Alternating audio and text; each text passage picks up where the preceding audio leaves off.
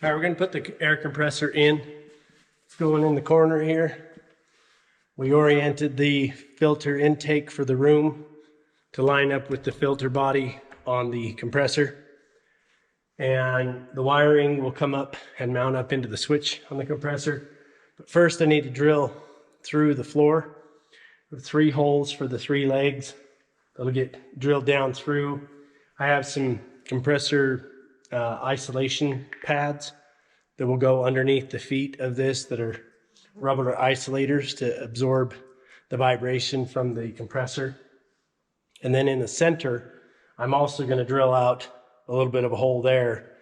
I'll start it with a 1/2 inch and then I'll ream it out with my spade punch and drill out a hole so that when I drain the compressor, it's not blowing out moisture all over the floor and running all over the floor and making a mess that has to be cleaned up. It'll blow the moisture straight down through the hole in the floor and let it drain out under the ground and just drain away. So that's going to match up so that we don't have that problem. I'm using 1/2 inch by 5 inch Hilti bolts to bolt it down. It's just the ones I have and they're the right diameter for what I need. So we're going to get those drilled in real quick and bolted down so the compressor can be mounted. We'll have it oriented so that these 2 coupling outlets will be facing the door here. I have a 1/2 inch hose for my big air gun, my 1 inch air gun for my dump truck wheels. So that hose hangs there and I have a coupling for that, and then I have a standard coupling for like a 3/8 hose to couple onto there. And then at some point here I'll replumb this and bring in a line throughout the shop, a 1 inch line to distribute it. So I have air in a couple of locations and I don't have to string the hose out here.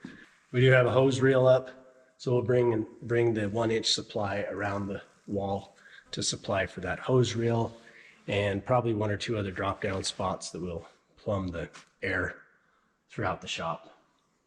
So the compressor's all set and I got the main line started in. So if you look here real careful, I've replumbed the 2 fittings. So I've come out and got main valve, and then because this is for the 1 inch air gun, it comes right off the tank, so it's close, and my big hose still hangs here. But then I have my flexible whip that comes up to my main line. So my main line is here, and then I have the drain right here so that I can vent that. This hose comes down and goes in that same hole underneath the compressor. Like that. So any moisture that accumulates right here in this pipe, as the air is compressed, it's hot, and so then it condenses in the pipe, and it always creates moisture in the pipe. So this gives me the downspout for it to collect and be able to drain. So then it comes up through the wall and around out the face of the wall so that it can wrap around to the other parts of the shop. And I have this first leg of it at a down slope coming back to the compressor so that any condensation in these pipes is going to drain back to that same tank drain or that same line drain that's right there. It comes around the corner here, and I've got it capped on this end because this is the only place I need air for right now, is to the hose reel. Anytime I'm ready to expand it, I can cut into that. This is all Schedule 40 PVC, which was 450 PSI rated pipe. It works great. It's a cheap and convenient way to run your main line for the air. I need to air up the tires on this hand truck, so conveniently we can just turn on the air. Looks like we're pretty low, so I'm going to go ahead and turn this on because we're at like 70 pounds in the tank. But I'm going to turn it on and give you a shot of how it sounds with it open and with it closed.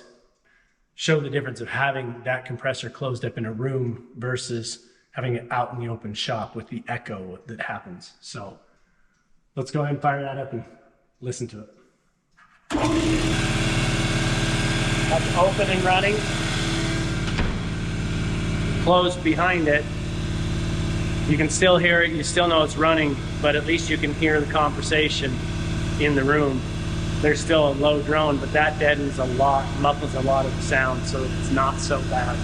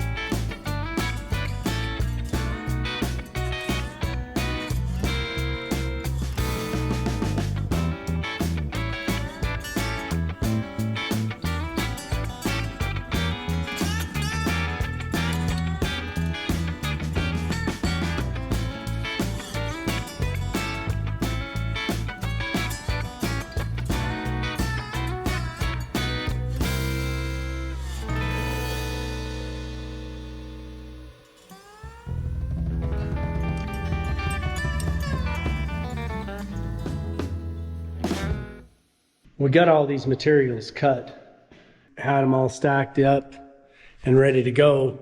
But then we ended up having to take about 2 weeks or so away from that task and get onto harvest. And then we got that cleaned up and put away just in time for another round of harvest and canning.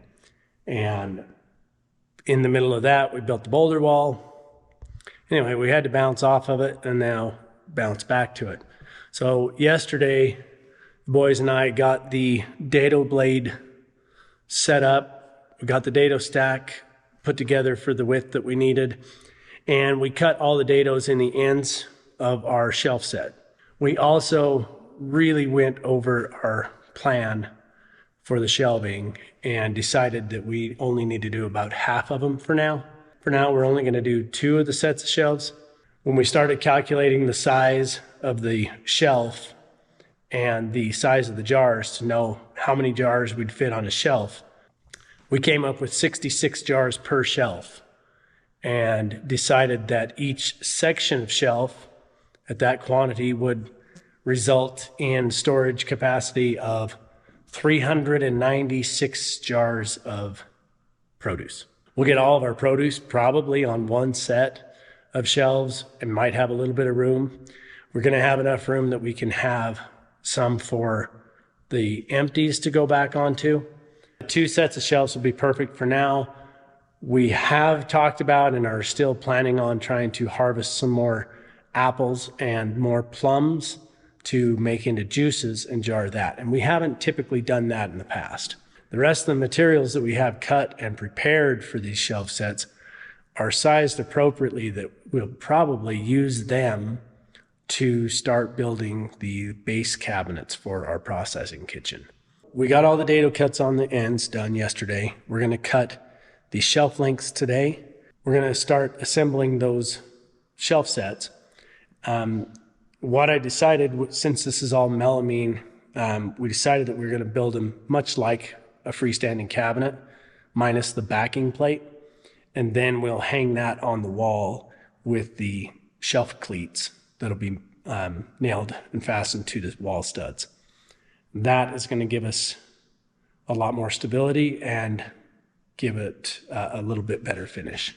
So right now what I'm going to do is I've got the dado stack set up for 0 clearance to the fence. So we will run our face trim through and cut a rabbet joint on that face. The face is out of this 1x2 select pine. What that looks like is we cut the 1x2. We have our 1x2 and we cut a rabbet detail in it like this. And then that part will attach to the front of the shelf right here and be glued here and nailed through there with a trim nail to hold it in place. But this glue joint and this board being attached in there is going to stiffen the front of that shelf. And that's going to make it a lot stronger and be able to hold a heck of a lot more weight. And since these are going to be produce jars full of food and 65 jars, 66 jars per shelf, I definitely want it sturdy. So that's the reason we did the dado cuts on the ends. So the ends of the shelves are fully supported all the way out for the full width. And then the back of the shelf will have a full cleat that's nailed to the wall that it'll rest. So the whole back of the shelf is supported. And then the front will be supported with this rabbet detail that's going to help support and stiffen that. So basically we're creating a 4-sided perimeter of support on that shelf so it can withstand the weight and capacity that we're going to put on it.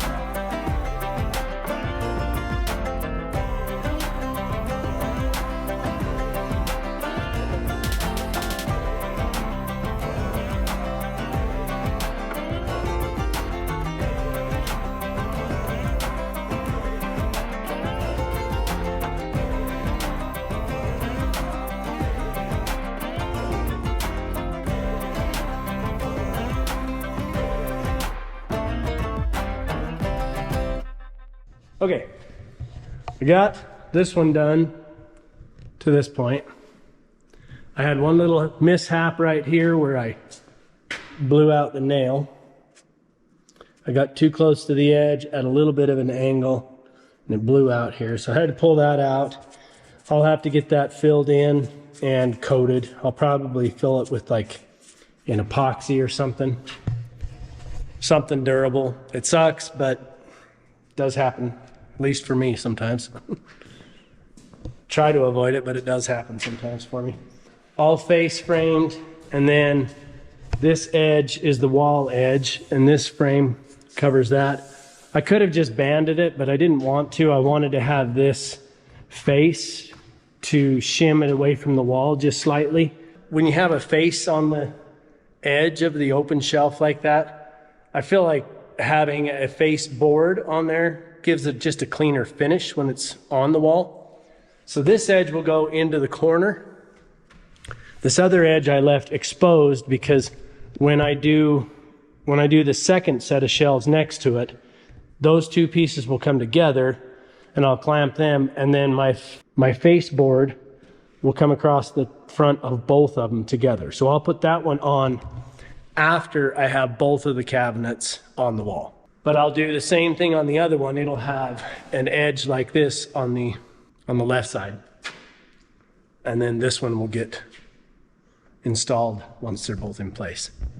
I may take the time while I've got it down here and on the bench to fill and sand and router these. I think I'm just gonna do like an 1/8 inch round over on the corners. You can see how much stiffer these shelves are now. Pull on them and they don't hardly deflect. That gives a lot of stability when that glue sets. That glue is gonna add a lot of strength, and the nails really just kind of hold it while the glue sets. So that will all be set. I am also going to pre-drill on the back of these shelves.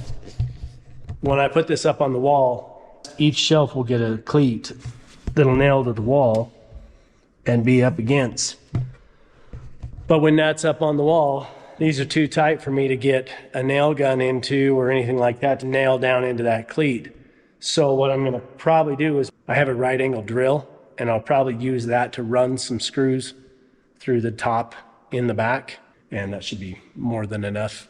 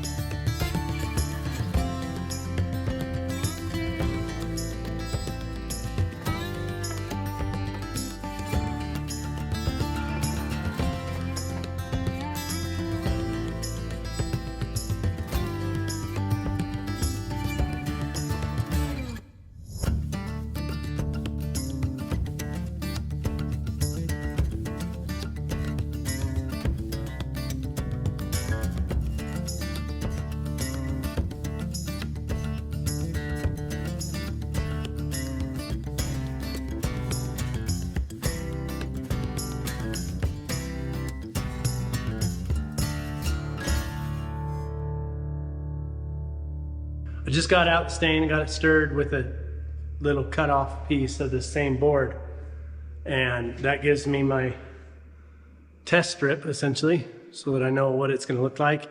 I took it upstairs and it's accidentally on purpose perfect for the cabinet doors upstairs as well as the flooring. It's completely accidentally on purpose. I'm gonna get this shelf stained real quick so that it can cure tonight. And then in the morning, we're gonna install this shelf so we can start putting all of those 100-something jars away and start getting that food put up on shelves instead of stacked up on the floor.